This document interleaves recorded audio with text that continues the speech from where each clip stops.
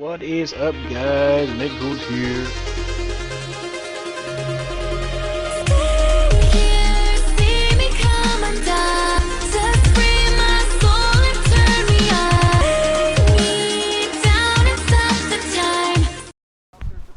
What is going on, guys? Nate Gould here, and today you're watching some COD 4, and we're going to talk about Hurricane Sandy.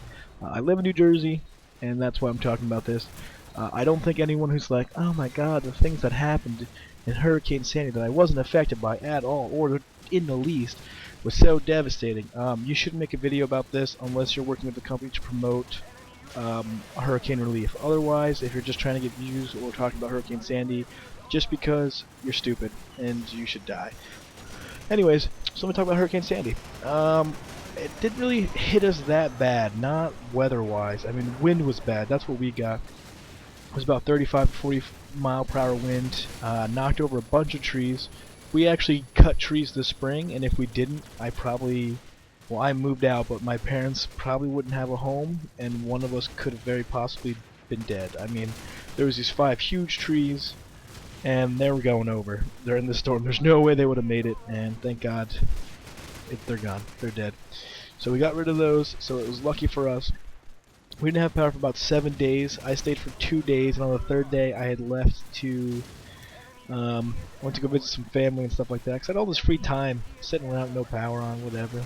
Wasn't working, no power, weather's terrible, there's a hurricane, you know, like, that wasn't working, so I was like, I'm gonna go visit some family, might as well, you know. So I went and did that, but before I left, we were just kind of like running the generator and stuff like that. I hate hurricanes with my dad, because he wants to run everything, and they keep food in the fridge that needs to be cold, so you have to watch the generator and get gas to keep the fridge cold, and this and that and the other thing. I just want to use the wood-burning stove, get the house hot, and then just like eat junk food and nap, and then just like, that's it. That's what you should do. He's like trying to save and salvage our last bit of technology, and just keeps going. I'm like, you know, here comes the gas crisis. If everyone just emptied their fridge, you know, you need your sub pump going, so when you're, you know, only when you needed it, turn on your pump and stuff like that. Otherwise, you wouldn't burn that much gas, and we wouldn't have such a gas crisis. People are too dependent on the things they have. Like, I'll just go crap in a hole. I'll just dig a giant trench, like I did in the military, and just crap in that, and then bury it, and then we're good. You know what I mean? But no, so we had to deal with all that stuff, so I was like, this is annoying. My dad's being a pain in the ass. I'm going to Pennsylvania, where it was untouched.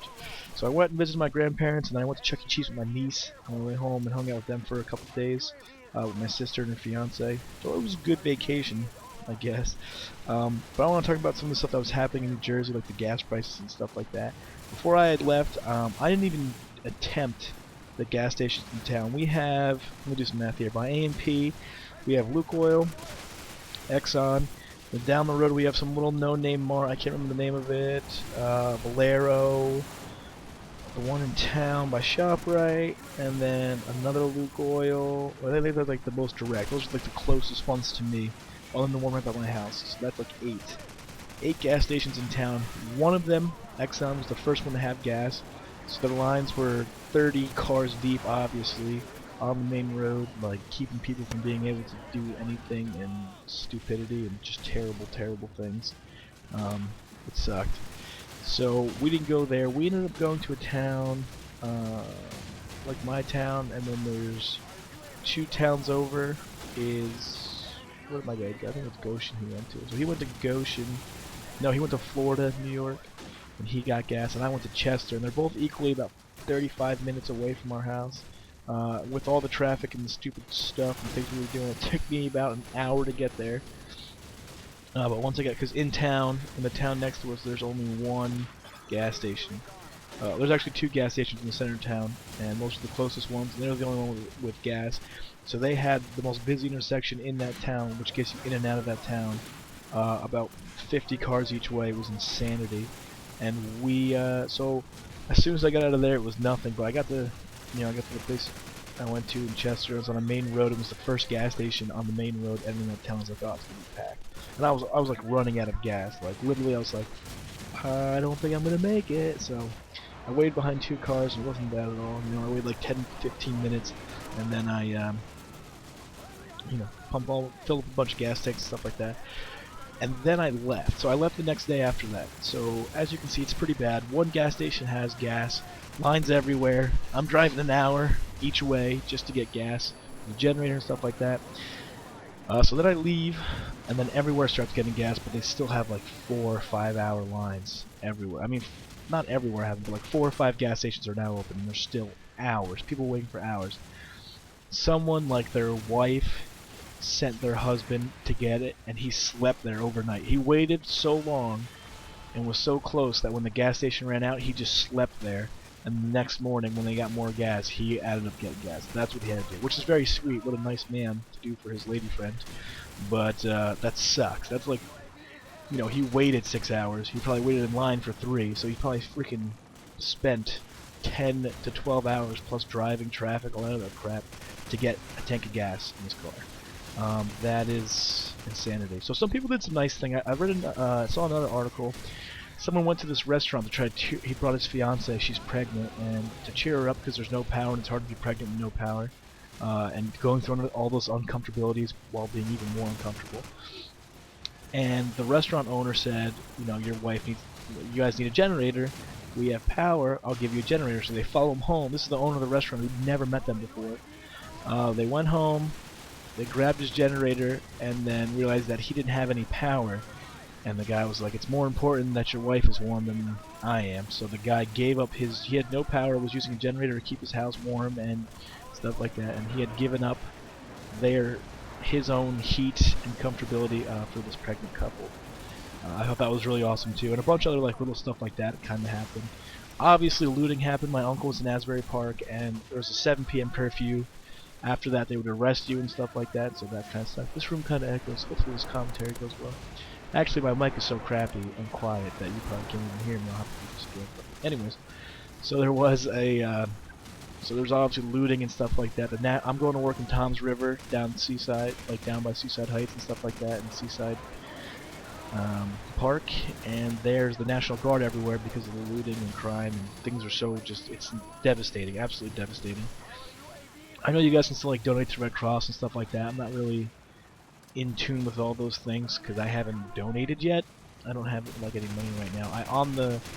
I had to move some stuff. My parents were like, hey, you gotta move all this, and I was like, hey, I'm just gonna move out because I don't want to move twice. And they were like, oh, okay. So I just, you know, used every last time I could and just got out of my house. So right now I don't have to, but I'll be rebuilding houses. You know, I'll be rebuilding a house down there right now.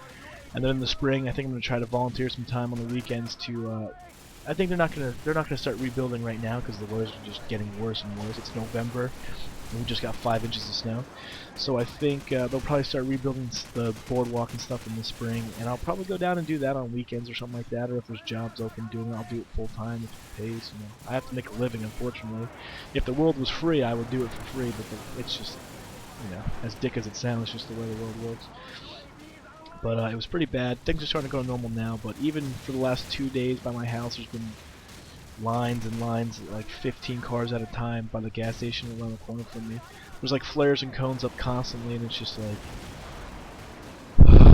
I guess those are the people who didn't get gas during the storm, and now that there is gas, they really need it, so they have to wait in line. Like right now, I'll drive by with like a half tank of gas and be like, I should fill up because you never know, you should just have a full tank of gas with the snowstorm coming. And I passed yesterday, I was like, there's 15 cars there, I have a half tank of gas, I don't have any work today, I'll just go home and not waste any more, unless I really have to.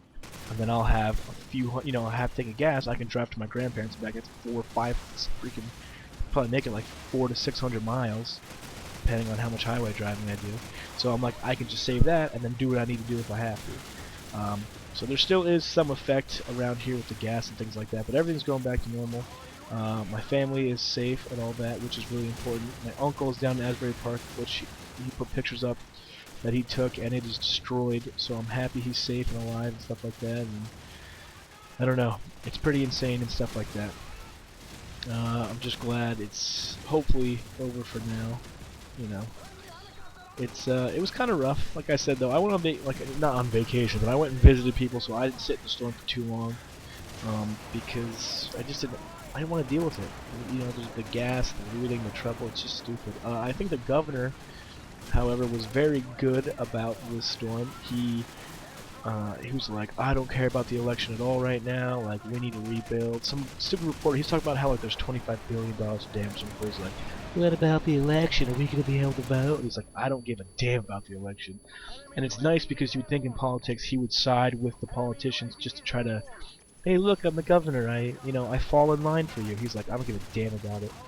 So he was really awesome throughout this whole thing. He actually did a lot of stuff made a lot of good choices, I think, on um, how to handle the storm and which stuff to deal with first and things like that. So I was pretty impressed myself. I'm not really into politics or anything like that, but I think he did a pretty decent move by the way he ran things. So as far as the storm goes, I'm glad stuff like that happened. I know the marathon, the New York City Marathon, was canceled, and that brings in, like, he was trying, or the mayor of, or the governor, I'm sorry, of New York was trying to keep it going because it brings in $34 billion or $230 million or some ridiculous crap like that. But they ended up getting rid of it. But the marathon itself donated $1 million, I think, to relieve her.